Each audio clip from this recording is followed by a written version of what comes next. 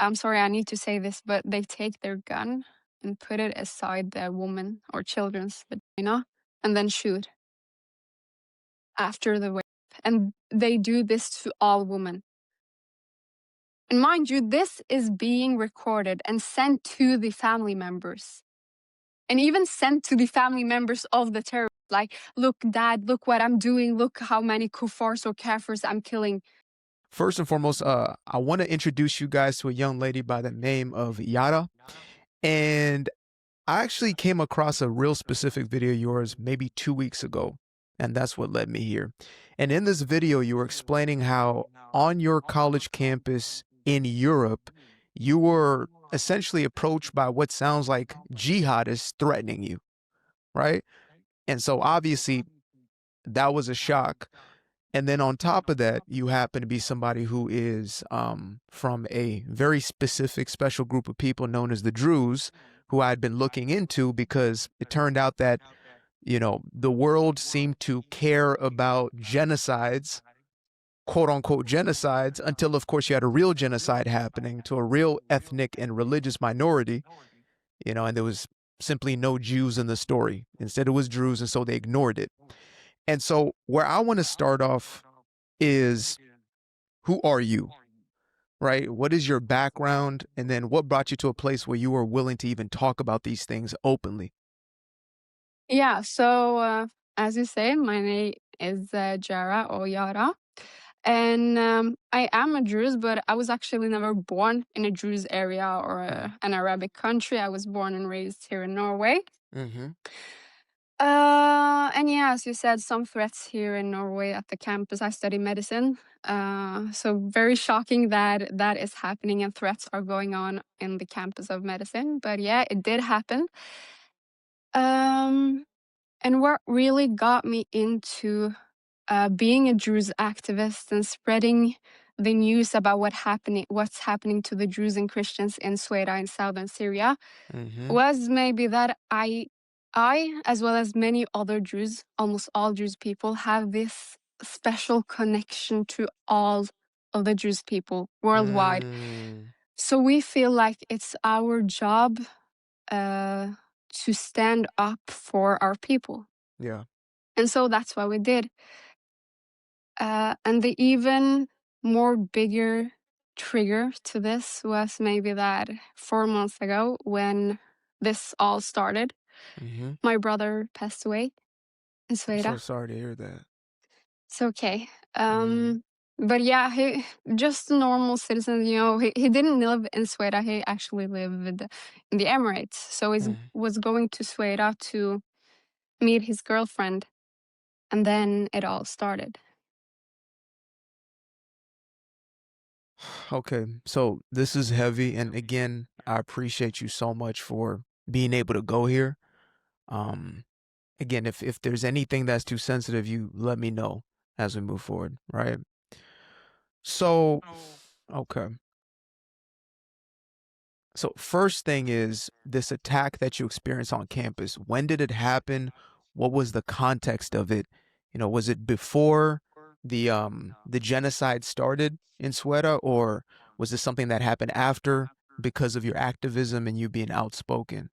Yeah, no, actually, it happened after. And at that time, Uh-huh. uh, I wasn't that kind of activist. I didn't even dare to speak Hmm. about what's happening in Sweden, because worldwide and here in Norway as well, you have this Syrian extremist people, and Mm-hmm. they are actually in contact with the Syrian regime. So Wait, if you're talking they're about like just normal students on campus? normal students, people like youths, elderly, every extremist, or not every extremist, but there is a lot of extremist Yeah. Syrians that are in contact with the regime. Hmm. So I was scared to talk out loud because all my family lives in Sweden. So if they know, like, okay, see, Yara is talking about the Jews, she's talking against the regime, she's talking against Islamists or jihadists, it wouldn't go so well for them. Wow. So it happened after, and people didn't know who I was. but I did walk around with this symbol, the Druze Mm-hmm. star. And sometimes I even talked on the phone, for example, with my mom in Arabic, and the Druze dialect is different from other Syrian dialects. Mm-hmm. So they recognize me, knowing that I'm a Druze, and it's mainly Syrians Mm-hmm. because they know what's happening to the Druze and who the Druze are. So I would get these comments like, "You just wait and see. We're gonna declare jihad on you. You and the other Druze and Christian women deserve to be taken as a sex slave." Wait, so And these people are saying this directly to you. I'm so okay. So they figure out who you are as far as your origins, then they start to target you based off of that. Now, what is the story in their own heads? Like, why is it that they feel this need to attack somebody who is of the Druze people? well, the biggest answer or the truest answer to that is that they see the Druze as kuffar. Uh In huh. Arabic, kuffar means those who are non-believers, but the real explanation of that term is those who are not Muslims or Mm, liberal Muslims even. So they had this hatred towards the Jews and the Christians and basically mm, everyone who's not Muslims, and just wishes death upon them. yeah. So them finding out you're Druze, they start attacking you. Is this like messages online? Are they saying this to you on campus? What is the response? Is anybody in your defense? Like, Yeah, well, the problem is that it's happening in Arabic. So it's like, mm, and their gangs sort of, yeah, they are together. There are several people standing together, for example, when I receive these comments, and it's happening in Arabic. So no one understands. And it's happening face to face in campus. wow. Yeah, in the hallways. Okay. So this is quite a place to start. So I want you to run me back into your childhood. You know, you say you were raised in Norway. Is there like a larger Druze population there? I mean, large for the lack of a better term. Just you and your family? Yeah, actually, we don't have anyone else here, family Uh-huh. members. And the Druze community in Norway are like just 400 to 500 people. Mm. But to grow up in Norway was so easy for me Mm. as a Druze because the Druze values are very similar to the European and Norwegian values. Hmm. For example, democracy, equity, Mm. equality, and also the way of living. Like the Druze people don't have any strict rules if you're not religious, Mm. which many people aren't. So we can drink, go to parties, wear whatever I want. So it was relatively easily compared to Mhm. other immigrant groups to grow up in Norway because the values are so similar. And I'm not just talking about the Druze outside of Arabic countries. It is like this in all of the Druze areas. For example, in Sweden, Mhm. which is in southern Syria, if you go to Sweden and, for example, go to Damascus, it's like being in two different countries even Wow. though they're in the same state, because the Druze community, as I said, democracy, equality, but also freedom of speech. I could say whatever I want, wear whatever I want, Mm. and safety. I could go out alone as a girl in the Middle East, in Syria. And it's So just in that's one that thing. one pocket you're saying, like, Yeah. do people there almost know you're not you shouldn't leave here? It's recommended that you don't leave this area, otherwise you may be targeted. Is that something, you've heard as far as what's going on there? Or Yeah, would people after what freely move happened. around? Yeah. Yeah, after what happened, no freedom of moving around. So basically, because there are still some Jews outside of Sweden and other students, for example, from other cities, Mhm. and they've actually tried to come back to Sweden, but every time a bus passes from the border from Damascus into Sweden, you have these security forces, these Bedouins shooting at them and killing everyone who passes that area. Wow. Yeah, so the city, Sweden, or the province, is totally under siege. and has been so for over 120 days. So again, I want to get to the conflict here, but I kind of want to tie the thread with you personally. So you're raised basically, you're the only Druze you guys sort of know, tiny, tiny population in Norway. Are you raised with a I guess a consciousness about your identity? Does it really matter within your family? Do you know kind of what the relationship between the Druze people and their outer environment has been? You know, because when I speak to a lot of, I guess, Israeli or Jews who maybe have lived elsewhere but still have a relationship back home, it's something that you're conscious of, right? Is to say this is a part of your identity, this has been our history, etc. Is it the same for yourself? Yeah, of course, it's the same. I think just being a Druze, because it's not only about following a religion, it's also an Right. ethnicity. Mm-hmm. So I guess I just have that consciousness in myself, and I've had it ever since I was born, maybe. Um, so yeah, and I was aware who the Jews were. I would often get comments at school, but aren't Jews Muslims? You emerged from Islam, stuff like that. Um, which we're not Muslims and did not emerge from Islam, as the Wow. internet and media and so on claims. Uh, so yeah. But I didn't know much about the Jews when I was little, because not Mm. my even my family don't know that much about the Jews, Wow. because it's sort of like a secret religion. So only the religious people knows the real principles in the religion Hmm. and are allowed to open the holy book called Kitab al-Hakmi. So, like you said, for yourself, essentially, it's ethnicity I know, the religious aspect I don't. So now let's fast forward to the conflict. And, you know, I hear you refer to it a few times now as what happened. And I know it's probably because it's so painful, like the reality of what's going on. But what is actually happening? What started before the siege? Do you know what led up to it? I'm sure you've educated yourself at this point. And Yeah, then what followed up? yeah. So what happened is after Assad's fall, which was December last year, What is that?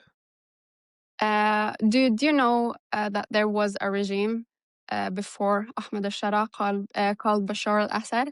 I know just enough, but I want you to treat us like we have no idea about anything because most people don't. This has been covered up. Okay. Yeah, it's been Okay. covered up. Yeah. Okay, Hmm. good. So we had a president in Syria called Bashar al-Assad. Hmm. And he wasn't good to anyone. Like any one who were against him got killed and tortured. But there weren't any sectarians. So if you were Alawite and were against him, you got killed. Christian, Muslim, you name it. Yeah. Um, so after the realization of what Bashar al-Assad was, the Syrian revolution, which I call it, rised. And with that came, after some years, Al Qaeda, ISIS came to Syria, and these terror organizations trying to take over Syria and make it a caliphate. And after 14 years, there was this guy that had a 10 million bounty on his head. Who's this guy? Came, his name is Ahmed al-Shara, but many refers to him as Al-Julani. Hmm. So yeah, former leader of Al Qaeda and HTS, another terror organization, and he came and he saved Syria from Hmm. Bashar al-Assad, and he was supposed to be a temporary leader. Just okay, just to get the economy going in the country, just to stabilize the country again, and what he said and what all of Syria said was that, okay, we're going to make a new Syria for all Syrians. And then everything was okay. Some people had their doubts because they knew that Ajulani has roots from, these terror organizations. But we didn't What think what much of was it. what was the sentiment? Oh, I guess you're already answering that. Is like, did they care that he was a jihadist? Did they care that he was a terrorist? Well, before he put a people suit on? Yeah. people cared that about that, but they weren't allowed, or they were scared to talk about it, because Mm. the majority of the Syrian population are Sunni Muslims. And Mm. of course, we have the peaceful Sunni Muslims, but we also have a large amount that is extremists. Mm-hmm. So people were scared to go against those, because it is the majority. So we were just like, okay, maybe we should just keep quiet. And he has removed Bashar al-Assad. Maybe he will do good. But once a terrorist, always a terrorist. Absolutely. Even in a suit. Yeah, even though he swapped the suicide vest for a suit. Yeah. So, but after that, after Assad's fall and the rise of the new regime in Syria, all minorities, I'm talking about the Kurds, Druze, Christians, Mm. and Alawites, and others as well, have been in danger. Hmm. So they first started with the Alawites in the coast of Syria. So who are the The, Alawites? the Alawites are also a secret religion also.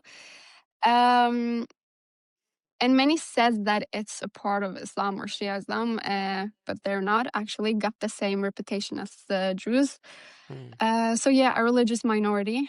Um, so what happened was that these foreign terrorists, but also regular Syrian citizens and just people from the Syrian security forces, which are ISIS members, Al Qaeda members, and extremist Bedouins, came into Alawite villages in the coast of Syria and declared jihad on them. So the excuse that they used was that, yeah, but the Alawites must pay for Bashar al-Assad's sins, because Bashar al-Assad also was an Alawite. Okay, so they're saying that basically they're finishing off the job in Yeah, essence. basically, Wow. and saying that it is the Alawites' fault. But as I said earlier, everyone who was against Assad got killed, even Hmm. Alawites. Um, and then they did this Syrian investigation in the coast, and the conclusion was that, okay, after Assad's fall, the Mm-hmm. Alawite president, the Alawite people got mental sick and started shooting at each other. They said that's how this conflict came up. They Yeah, got mental illness, and all of a sudden they took each other out. There was no jihad. None of that ever happened. Okay. yeah. Hmm. So after I hope people out there are 200,000, taking note, by the way, because jihad, the way it operates is through lies and deception. exactly. So that's the investigation that they did after around 200,000 terrorists came into Alawite villages. They concluded that, okay, it's the Alawites' fault. Wow. Okay, so this is the first, I guess, ethnic cleansing that's really taken place, right? This is a Hmm. genocide. So are you, I guess, or are the Druze population, are they aware of what's going on? Does everybody know? Is this being hidden? Like, is this in the news? Because here, again, we hear about none of this. If it's not, if there ain't Jews, then there's no news. That's what they say over Yeah. here. So, okay, so they basically wiped these people out. And do you know, I mean, are most of those people still there? Did they have to disperse and, sort of find refuge somewhere else? Because I'm guessing that they weren't just pinpointing, they were trying to take them all out. That's Yeah. my assumption. Yeah. So most of the Alawites did run away. I don't know where to exactly. Mm-hmm. But the problem is that these security forces are still in the Alawite villages. Hmm. So, for example, in Sweden, we managed to get them out of some villages and the city center. But they're in the coast, they're still in the Alawite villages. So Hmm. the Alawites don't dare to go out, go to the grocery store, even go to school. So you can say that their life has fully been stopped, on hold. Wow. So they go from there, and then what is now their excuse to continue to push forward? So basically, one funny thing is that many of these jihadists Mm-hmm. that actually went into the coast of Syria in the Alawite villages are actually some of the same terrorists that came into Sweden in the Druze areas. So Okay. their mission is like going first after the Alawites, Druze, Kurds, Christians, and then go to Israel. It's just And on the way. yeah, and take out the Jews, take out the biggest enemy. Wow. Yeah, So everybody is just a casualty kind of in the way, is how they're really viewing it. yeah, exactly. Because their mission is not only just to have Islam as the religion that rules in Syria. It's also the rise of a new caliphate. And Mm, in this caliphate, the minorities don't have any place because we refuse to be Muslims. We refuse to yeah. follow Sharia law. We want to be free. We love, the village of the Druze villages in Sweden. We often call it the place of dignity and values and music and dance and education. Because all Mm. of these liberal values stand so strong in the Druze community. And that is the opposite of what the jihadist ideology stands for. So when you see in the West, because you're technically in the Western part of the world, right? When you see these liberals here or these leftists siding with the jihadists, what goes through your head? Or does that exist on your side of the planet? Yeah, well, it's so, I'm just going to say it just shows Yeah. how corrupt they are. Hmm. Because we have many, for example, lefties and these parties on the left side that are like, okay, we're for the minorities, for the minorities' rights. And then when you try to contact them or talk to them and just trying to get them to shed light on what's happening and the real genocide against the Jews and Christians, they just Mm-hmm. turn their head. Uh, and I think the reason is because it's not trendy enough. It's not Mm. trendy to stand up for a whole ethnic group that is being slaughtered by terrorists. As you said, no Jews, no news. Yeah, if there's no, so I think, you said the correct word, which is corruption. And there is one aspect where you say, like, it's not trendy enough, but I believe that there's something to if it erases a part of your narrative, right? Because their narrative is that these people are the enemy and these people are the oppressed. So they've chosen that Muslims, in any respect, are oppressed. They're brown people, which is connotated to black people. And so, this critical race theory that's been pushed out of American universities and into the rest of the world. I Yeah. mean, as far as from, where I'm from, which is Southern Africa, like imagine this woke mindset has made its way into South Africa and beyond. So it's one thing to have like, okay, is this a fitting narrative? Because the Druze would be a perfect group. That's what I said before. Like when I put out, small piece of content about what's going on is this is the perfect people you can use to virtue signal.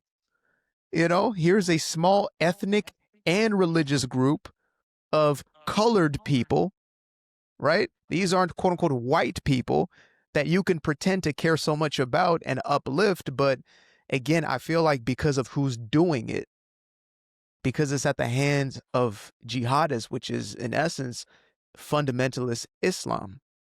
And so I want to get into that part because you talk about Jelani and obviously as many of these leaders at first it's for the people by the people and then they start to massacre their own people.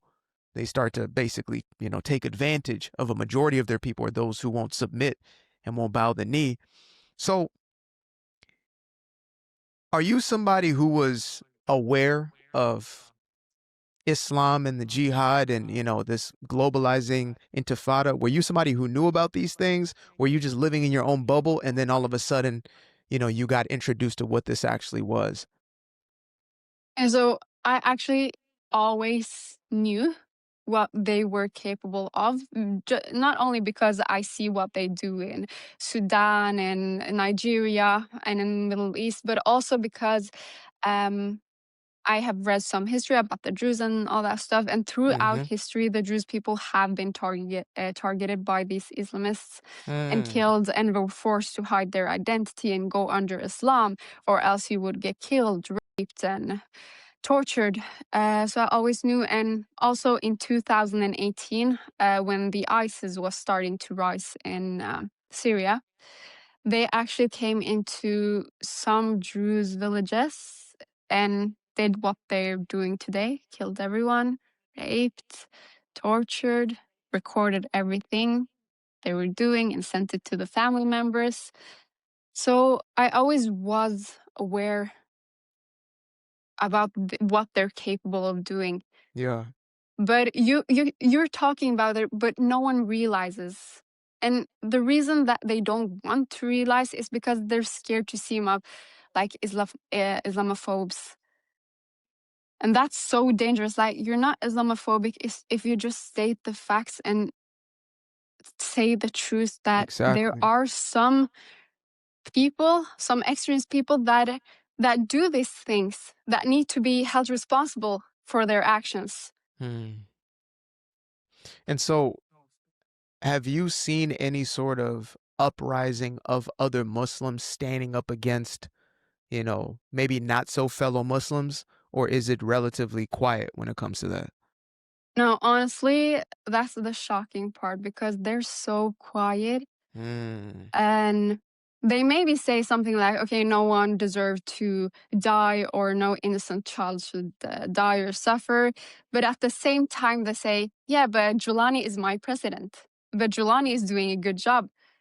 And in my eyes, uh, everyone who's standing up for Ahmed al-Shara and Hmm. legalizing what he's doing is equivalent to just legalize the genocide that is going on in Syria against minorities. So let's talk about Jelani a little bit because when I initially wanted to reach out, I realized why. I guess God led me to wait a little bit because a week later we would have terrorists in a suit, not just in Washington D.C., but literally in our Oval Office, with a president who I love, I voted for, right, and has been doing an exceptional job. I know a lot of leftists out there lose their minds, a lot of groypers and the whole bunch, that they're looking to sort of take away from his legacy. But I couldn't help but feel some type of way when I saw that. And so I wanted to get some insight as far as what you think is going on there. Like, do you think that we're falling for it because we don't actually know what this is? Is it our own ignorance? What's your perspective on that? Well, there certainly is a plan Mm-hmm. about Syria. So let's just talk a little about what is happening in Sweden right now and the Druze's Let's get thoughts into on it. this. Because after all of this happened, the massacres and that they're daily breaking the ceasefire, I'm talking about the security forces still trying to get into the city center and the Mm-hmm. villages and do their jihad. The thought that Sweden is going to get independency Mm-hmm. rised. And so they were promised by many figures, you can say, that, okay, Sweden is going to be independent. Mm-hmm. Uh, and we actually gathered around 100,000 signature for this to be sent to America also. Hmm. But it just took time. So the solution was either to become an independent state or become a part of Israel. Okay. Yeah. The third option would be death, Yeah. literally, Yeah. because you cannot go back to Syria and live side by side with her. Absolutely not. Yeah. Yeah. Under Sharia law, there's no place for anybody else. No Yeah, Christian. No. exactly. Yeah. It's crazy. So it's like basically it's the same as Al Qaeda after 9/11 getting its own state in the Mm. US. The thought is just absurd, you know? Wow. That's good. Basically. So we cannot go back to Syria to be a part of Syria. So there were only two solutions. Uh-huh. So when we saw that Al-Julani went to the White House, we thought that, okay, there would be some negotiations and all that stuff. But at the same time, it provoked this fear. that, okay, no, they're trying to actually get Sweda back to Syria, to make peace, to make Syria for all Syrians, which is impossible, by the way, Mm-hmm. after what we've seen. So that's the fear that are rising now within the Druze and Christian community in Sweden. So yeah, and the one other thing is that he also says, for example, Ajulani also said at the Fox News, I think, that he requires Israel to give back the Julani Heights for him to join the Abrahamic corridors. So that's his negotiation piece. He says, Yeah. if you want me to essentially go about whatever terms you have, I need to be a part of the Abraham Accords. Yeah, no, no, or he don't want to be a part of it, but Oh, he he's said saying, that I just need to get my Julan Heights back, and then I can join you. and his Julan Heights is what? Is So it's actually it's in Israel now, but many uh-huh. years ago it was a part of Syria. Mm-hmm. By the way, it's only Druze people that mainly live there. I was just about to So ask, like, who's yeah, living there? That okay, there we go, yeah. of So course. guess what they will be doing if they get the Julan Heights back? So yeah, and it wasn't any talk about what's happening to the Jews on the news when they interviewed him. Not anything, just, okay, what should we do to make Syria great again? Mm-hmm. So So I I think what's most scary now is, okay, what will happen next? Will Sweda be besieged for, I don't know, 10 years later, or will it become its own state, part of Israel, or does it need to go back to being a part of Syria, aka death? yeah. So I want to get into the actual what happened of it and then lead into your own personal story again, with your brother. So you said first we have the attack, or at least call it what it is, the invasion. Um, there's an aspect of that that's like colonial, right? That's something that I've oftentimes tried to bring up is, we talk about the Westerners or the Europeans being colonizers, but how much of at least the Eastern world, spanning deep into Africa and into Asia, etc., is Muslim. And I say it didn't get that way because of, good preaching and missionaries. It got there by force, like what, Yeah. your people are experiencing right now. So these forces then move into Sweda. Now, one thing I do recall is that there was a quote unquote ceasefire and then there was a violation of it, or they took advantage of a moment, and then that's when they attacked. Because that's when I started seeing the videos of, a lot of the Druze people being pulled, people's beards being cut off, humiliation style, and things of that nature, of biblical proportions, literally. So at that moment, like, what is day one? And then, we're now what? We're 4 months, 5 months in. What has been happening since then? If you could just get into the details of that. Okay, so what happened, or the first time that they came into Druze areas was actually in May Mm-hmm. this year, but they didn't succeed to like get into the city center of Sveda. So after that, things were not okay, but going. Mm-hmm. And then the Bedouins, which are extremist Sunni Muslims, live nearby Sveda. And they started opening fire on the Druze villages and civilians. Uh, so the Druze people had like some forces Mm-hmm. in Sweda, which didn't fire back directly, but just protected the territories. And after that, the Syrian security forces was supposed to come and solve the fight against the Druze and the Bedouins. Yeah. But when they came, it didn't just come like 10,000, 50,000. The numbers are actually around 800,000. terrorists What? from the Syrian security forces. And I'm going to tell you why, because people think that I'm exaggerating when I say 800,000, like almost a million. Yeah. But we need to remember, okay, there were so many from the Syrian security forces. Mm-hmm. And in other places in Syria, when this was going on, first of all, there were demonstrations against, okay, go kill the Jews, go declare jihad. And from the This mosques, is the normal everyday people, so-called. We're yeah, protesting saying going, okay. Yeah. exactly, regular Syrian citizens. Wow. And in the mosques, instead of calling to prayer, which they do every day, Yeah. 5 they times a day. called, they called to the jihad against the Jews.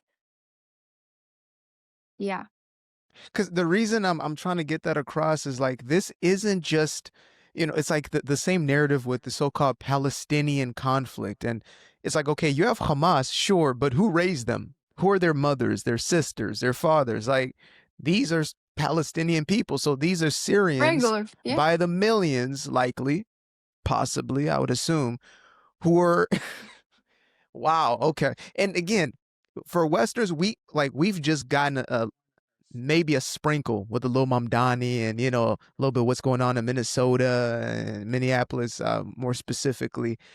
We don't actually know what it looks like to have Sharia law in full effect and to have the jihad be the ruling sort of ideology. Okay, so they're basically calling for the eradication of your people, yeah, the basically everyday from the Syrians mosques. Yeah. from the mosques. Okay. Yeah, so declaring jihad, and those who, for example, are disabled and are not able to go and fight or kill, Mm-hmm. they gave out paychecks or, for example, free food, because that's almost like doing the jihad yourself if you help the jihadists to go and kill. So yeah, paychecks were giving out, free foods in the streets of Syria to go. So Fast and Furious, it did get up to 800,000, and we don't need to forget that jihadists actually came from some places in Europe, for example, Germany. Bedouins flying out from Germany to Sweden to kill and then go back. But also from Saudi Arabia, Jordan, all the areas nearby. So Wow. when it's time for jihad, every Muslim or radical Muslim need to rise up and go and fight or kill the kuffar. Yada, I am in shell shock right now. Again, you hear things, you do your best to research and get into it, but this is why I love this, where you can actually talk to somebody, right, who is at the very least, first or second hand experience or whatever it may be. Okay. Um. So I guess this is maybe what is this the first few weeks in? Because Yeah, again, that's what the first days. that's the first days. Okay, so Yeah, from this is 13th or 14th of July. okay. And Yeah. because I believe when we started seeing just inklings of it, and only social media, there's nothing on the news. So I'm now seeing these, swamping attacks. You said they were filming all of this, so it was actually them who were publicizing what they were doing. Yeah, exactly. That's where we got the proof from them. Because, the jihadism and just the radical Islam is something to be proud of. And not only Mm. something to be proud of, but also something you need to share. So, for example, there is one or several stories very heartbreaking and hard to talk about. So basically, we know that these terrorists rape every woman, children they see from ages 6 to 60, right? Wait, they're telling us right now, Yada, that they never have raped anybody. They're telling us that October 7th, 2023 to October 13th, 2025, it never happened. So you're telling me that's a lie? Yeah, because there are recordings and videotapes of it. So after the rape, I'm sorry, I need to say this, but they take their gun and put it aside the woman or children's vagina and then shoot after the rape.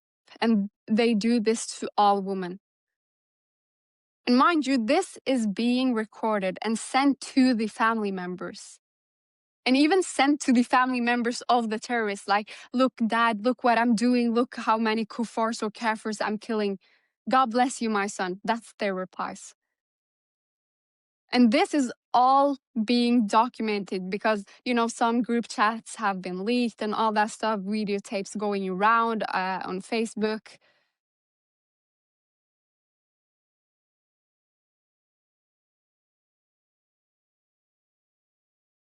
This is so evil. And the even more cruel thing is that no one is talking about it. And the mainstream media aren't talking about it, aren't even mentioning it. So it's hard. And imagine this, the only reason they're doing this to the Druze and Christians in Sweden is because we're not Muslims and we refuse to be. Yeah. So yeah, after that they came in and there were like groups coming in every hour. So that's why the number are so large.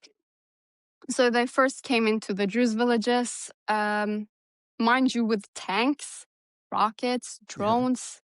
These attacks didn't aim for the forces, the Sueda's forces, you can say, but aimed for the civilians. So they came Yeah. into homes, schools, churches, holy places of the Druze. And first they, for example, killed all of the mother's sons.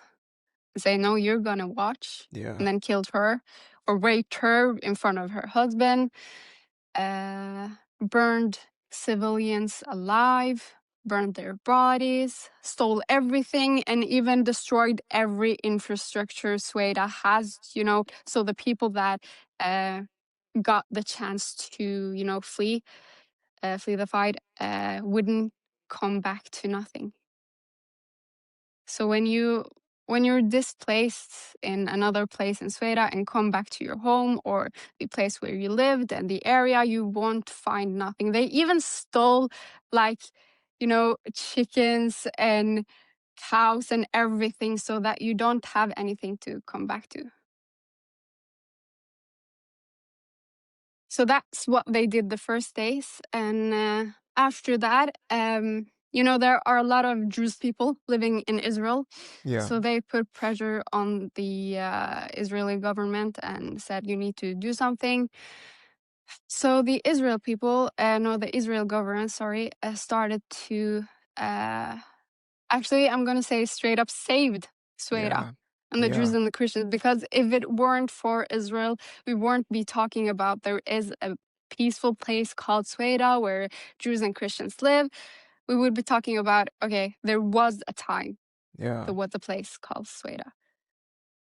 And after everything they did, and after every video recording and all that stuff, because of Israel and our strong men, and women, by the way, who went out Yeah. and fought, not just men,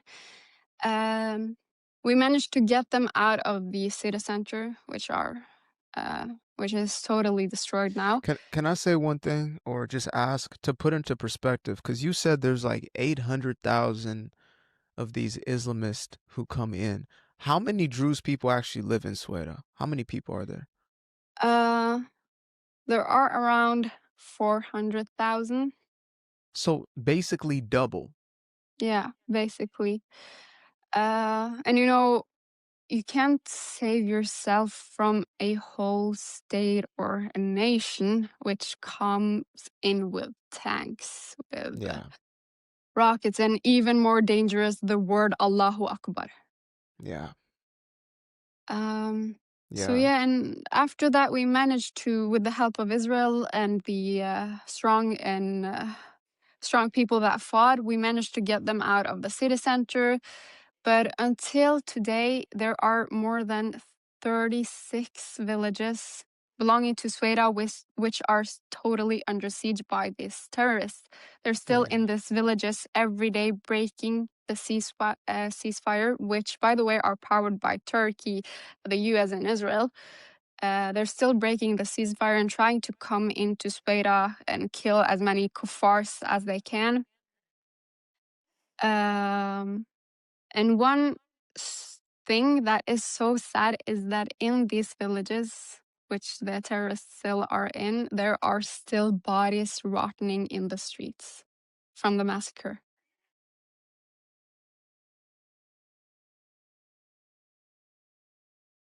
one thing, and it's like I'm conflicted on this, but I know it would be the right thing to do if the whole world just got to see it, because what tends to happen here in the West is, and I can't just say America anymore because it's happening throughout, is we make our decisions based upon somebody's opinion who came from somebody's opinion, right?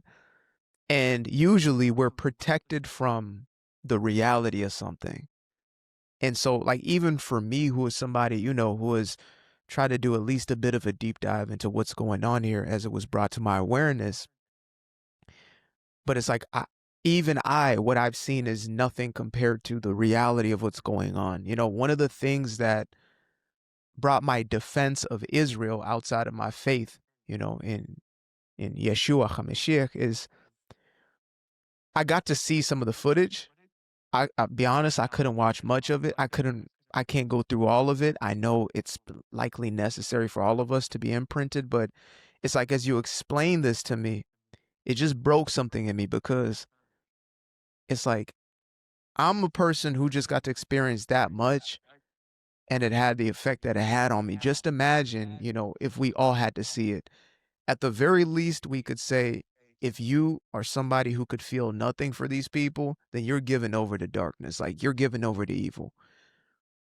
But anybody else with a little bit of humanity left in them. So, okay. God. Okay. So you talk about your brother who you said wasn't even living in the region at the time. I know this is heavy and, we're already here, but if you don't mind sharing this again, because it's simply reality, right? It's again, if it's uncomfortable to go further, I completely understand. Oh, it's okay. Okay. So what happened with your own brother?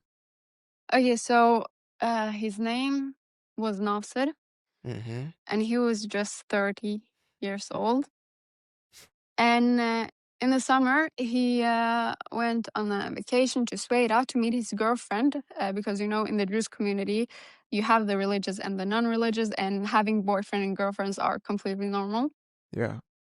So he went there and stayed there for like 2 weeks before all of this happened. Um, and then when it happened, um, he didn't want to run away or hide, just, be safe. He wanted to protect Sweden. He wanted to protect his people, even though he wasn't a soldier or had any sort of weapons, but, with his bare hand, protect my people, protect my country. So he went back to the village, which he's from, called Tara. Mm-hmm. And then we called him. Actually, my mom called him several times and told him, Nasser, don't go there. Don't. You're a Mm. civilian. You're only on vacation. Go get someplace safe. But then he was like, Mom, every son is valuable and the dearest thing to his mom. But you don't know these people. You don't know the jihadists. When they come in, they don't spare anyone. They don't show mercy to anyone, even if you're disabled, if you're elderly, children, babies. So he said, I need to do the right thing and stand up for my people. And that's what he did. Yeah. Um, He was a hero. yeah. So he went back to the village because his village is like at the border with another city called Dira. That's where many extremists live, and that's actually where many of them came from into Sweden. Uh, so he was there, and these jihadists, they can't fight, because they aim, for example, their guns into the sky and think that their god is gonna aim it towards the victim or the target. So they weren't strong, and everything was okay in the start, or decent. And then they started bringing in the drones, which are coming from Turkey. So you're So they saying Turkey is funding a lot of Yeah, this. exactly. Okay. It's not. It's actually old news. Turkey has. for long funding the terrorist organization, Islamist organizations, especially Mhm. in Syria. So that's what they did now as well. Yeah, so they started with the drones, grenades. So the first time they dropped a grenade from the drone, actually in the area where my brother and his cousins were. First time, some of his friends got injured, so he took them to the hospital and then came back. The second time they dropped a bomb, his cousin died, and that's when they got, vulnerable. So the jihadists could come in and do the rest, kill you with their bare hands, with their knives, with their machete. Um, but he wouldn't leave his cousin alone. Yeah. Even if he were dead, he was like, no, I need to take him with me. I can't leave him here alone. Um, and then, as I said, they got vulnerable. Nasser's hand even got injured. So when they came in and saw these two vulnerable Druze people, they killed him and his cousin, or burned his body at least.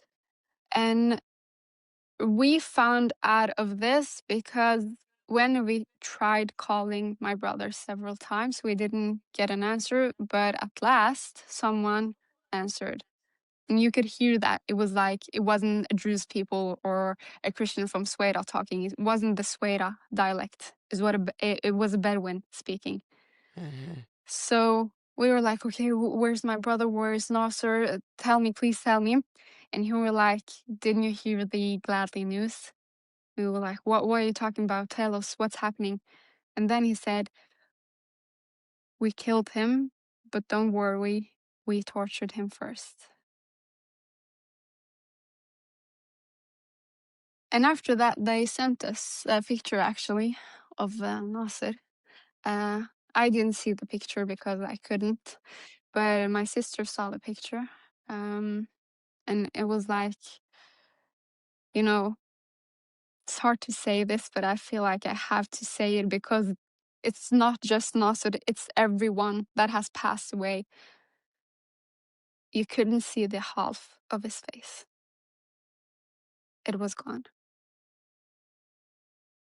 And as I said, it's not just Nasser, it's not just my brother, it's every children, it's every child, every elderly, every Druze and Christian in Sweden that got killed by these terrorists. They faced exactly the same and even worse.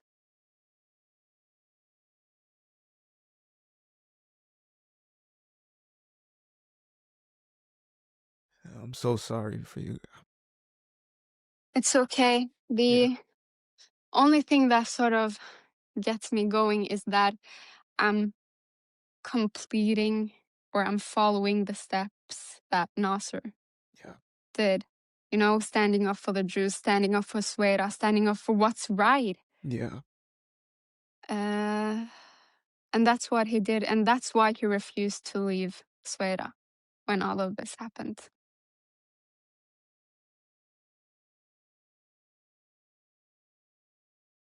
And it's like, again,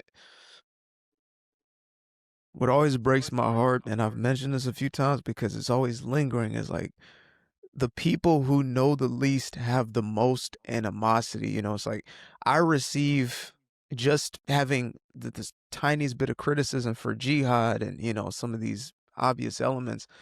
You get threats on your life, you get people talking to you crazy, whatever it is.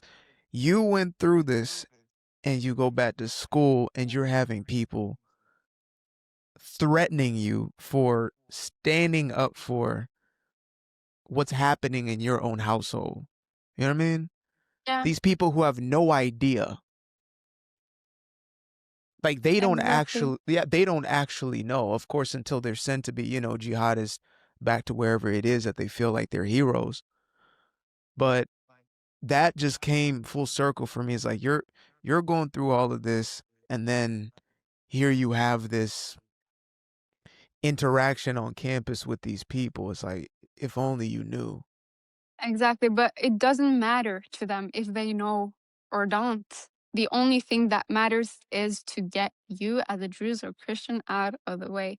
That is so evil. And the thing that most people don't understand is that these aren't just, when we think of jihadists and all that stuff, we think about people from the lower class, they Of broke people. course. But actually, it's not. It's people that work at school, teachers, banks, doctors. Like, even the social classes and the education doesn't matter, okay? Hmm. If you are a jihadist and you have it in your blood, that's the only thing that matters. Hmm.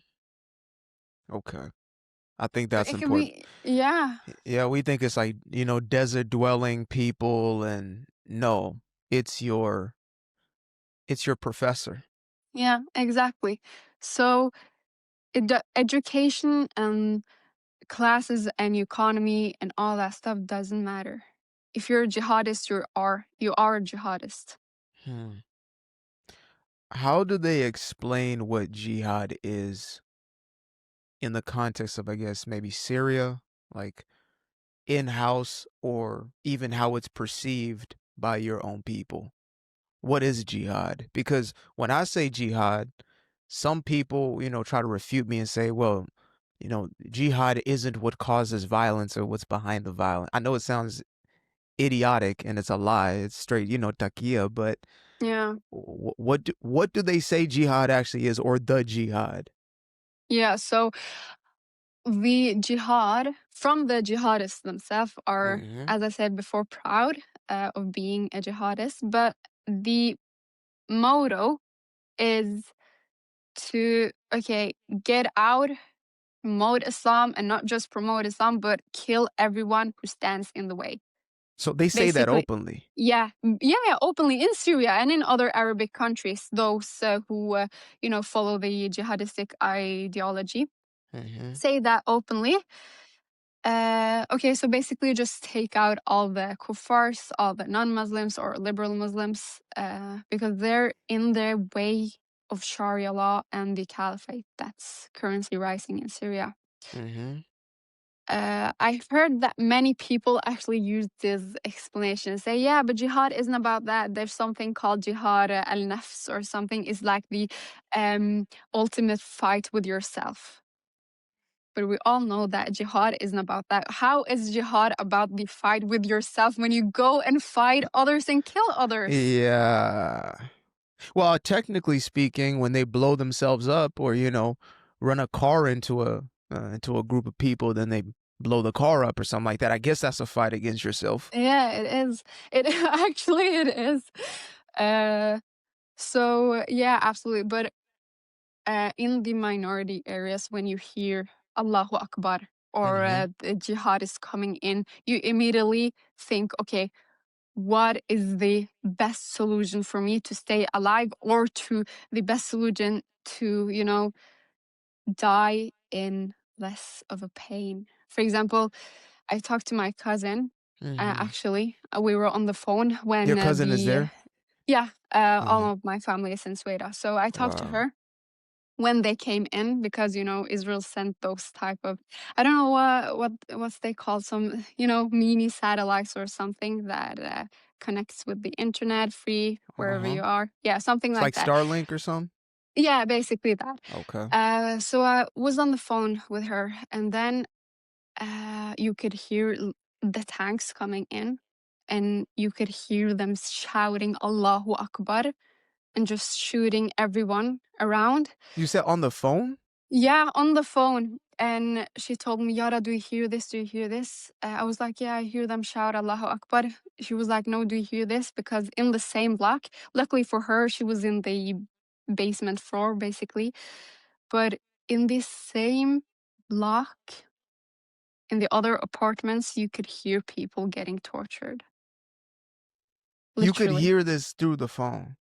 Not me through the phone, but she could hear it and Yeah. told me, are you hearing what's happening? And I told her, yeah, Allahu Akbar, I'm hearing, where are you? And she was like, no, do you hear the other screams? And Sh then She told me something I would never forget, or told her dad, actually. Because, some people in Sweden, after they came into the Druze areas in 2018, all Druze got their own weapons to protect themselves against these Islamists. Yeah. So, what she told her dad, it's actually so heartbreaking. She told him, Dad, if they come into our apartment, I want you to shoot me before they get the chance to This lay is hands on me. Yara, this is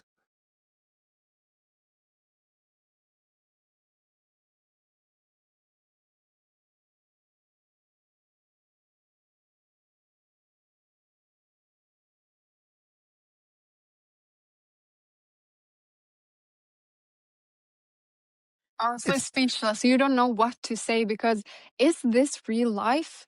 Is this happening in 2025? And why is the world silent? they're not only silent, Yara, like they are they're complicit.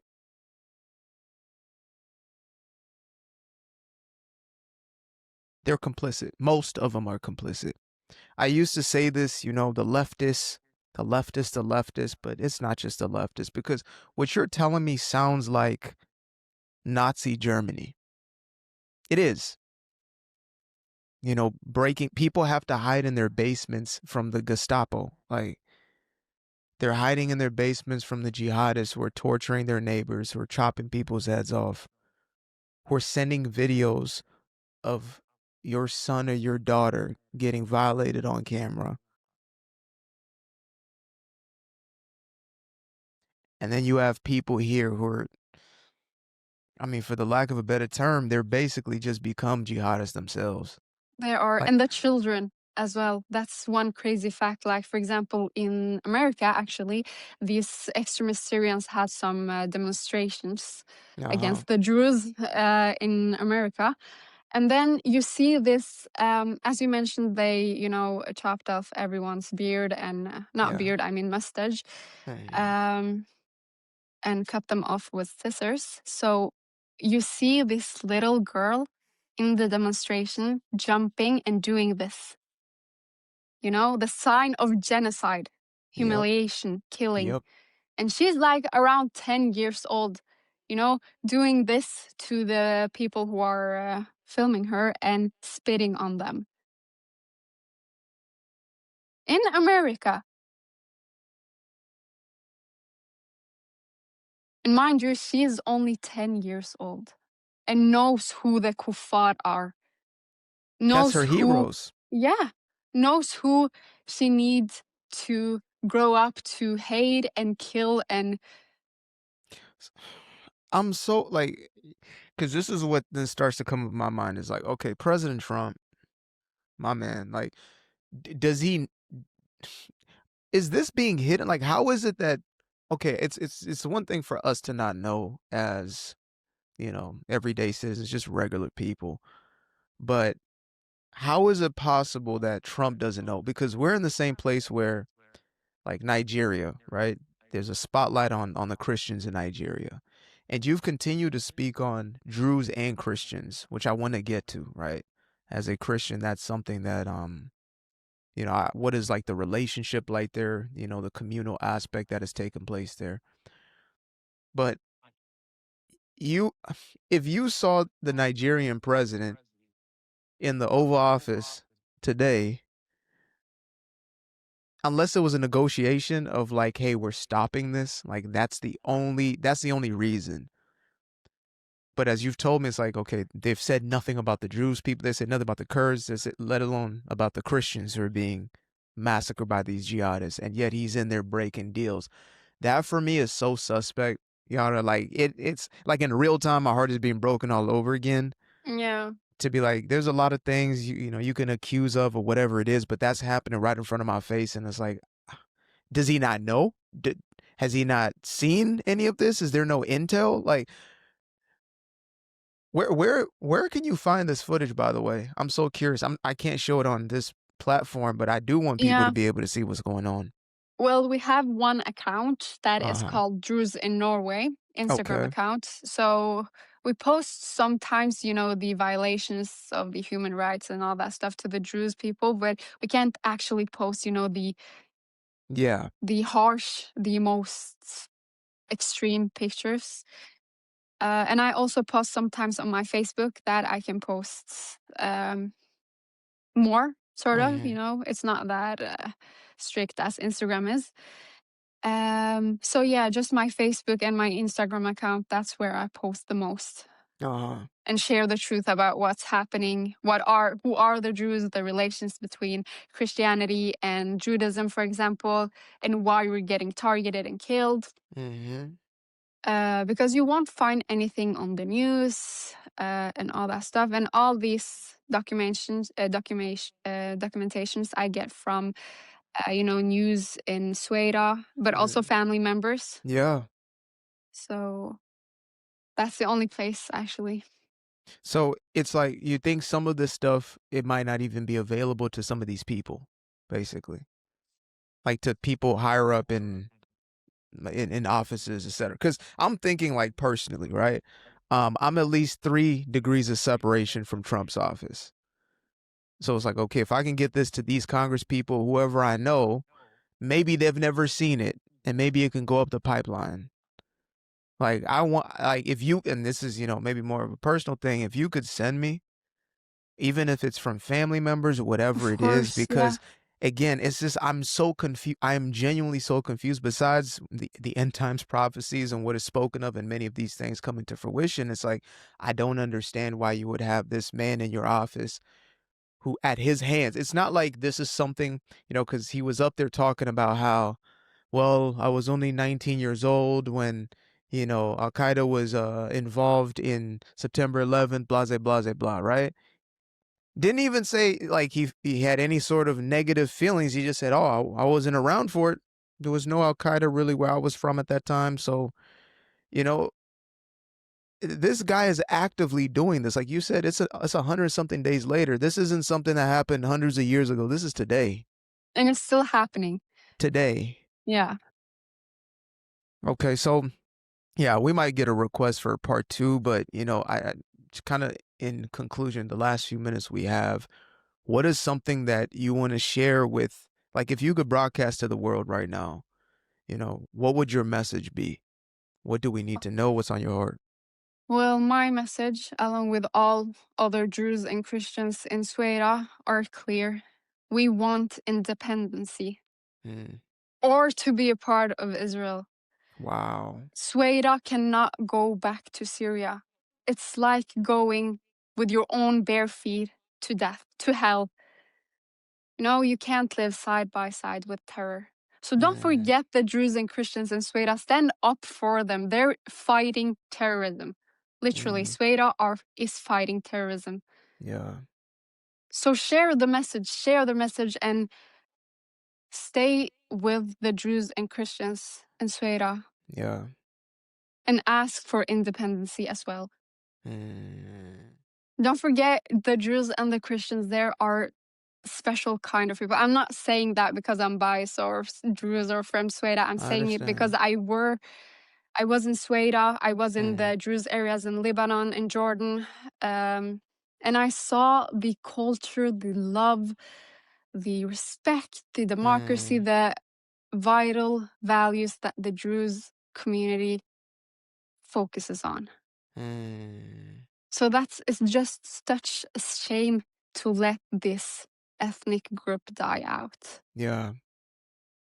I mean, again, we will pray that what happened to the Berbers and, and to the original Persians and things of that nature does not happen to your people, because that's what they want, right? They want to, at the very least, to wrap your women up in veils, Yeah, and then exactly. send the men off to blow up innocent people. Exactly. That's what they did to the Yazidis, to the Yeah, Assyrians, yeah, to everyone who's not Muslims or Sunnis. yeah.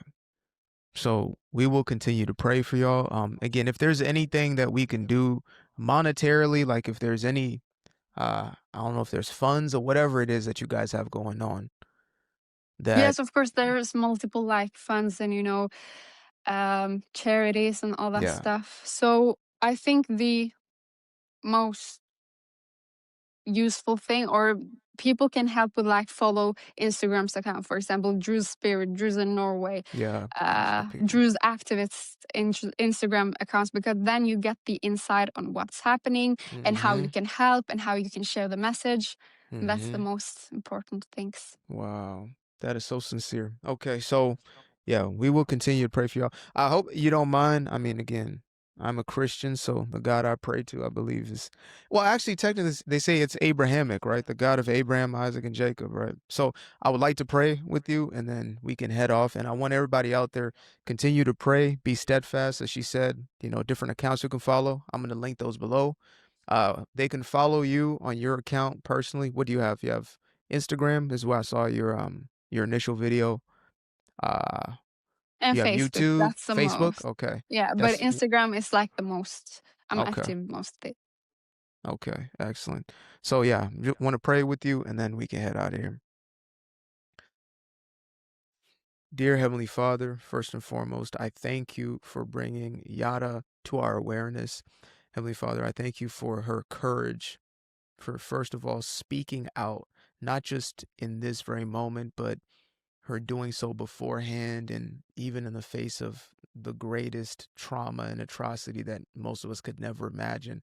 Heavenly Father, I pray for your hand to be over the Druze people. I pray for your hand of protection, and that they come to know you, and that they come to lean upon you, to know that you are God and you are sovereign. And even in the midst of this evil that they're at the hands of, that you are with them.